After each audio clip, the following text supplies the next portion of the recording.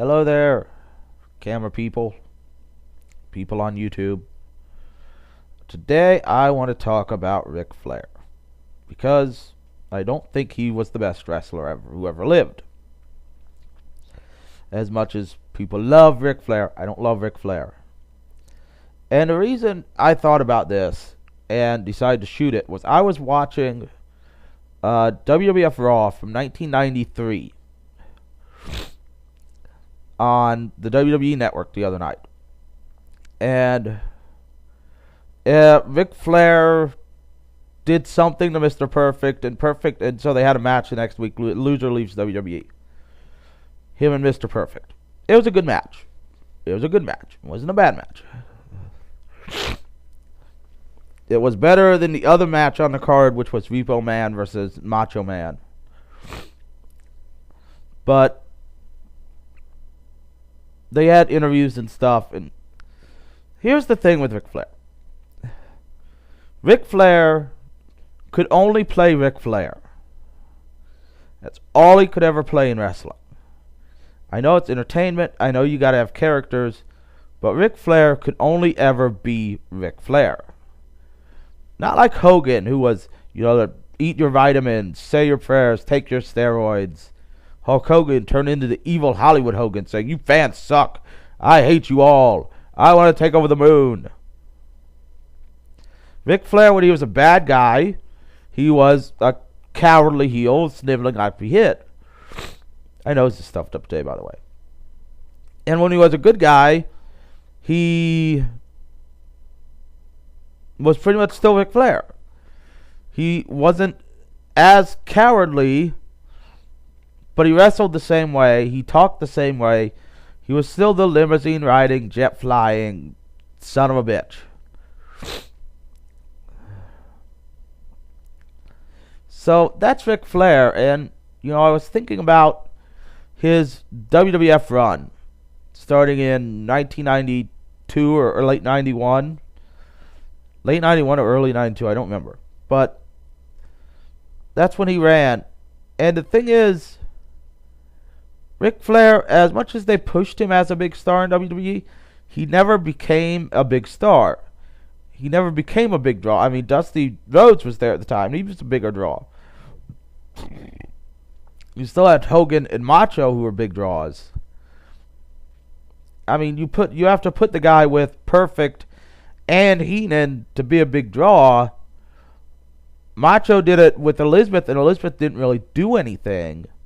Hogan did it on his own. Because the fact of the matter is, Ric Flair never drew a dime out of the South. Except for the South.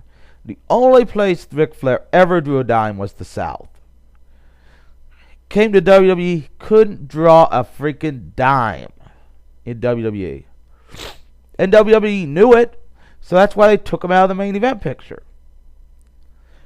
Ric Flair was decent on interviews, but they're all the same. His character never changed. He was always the cocky Ric Flair bleach blonde hair character. He never proved he could play anything else. He never proved he could wrestle a way besides technical. I mean, he started his career, most people don't know this, but Ric Flair started his career as a big, strong brawler. And he went nowhere. And only when he fucked up his back did he become a technical wrestler.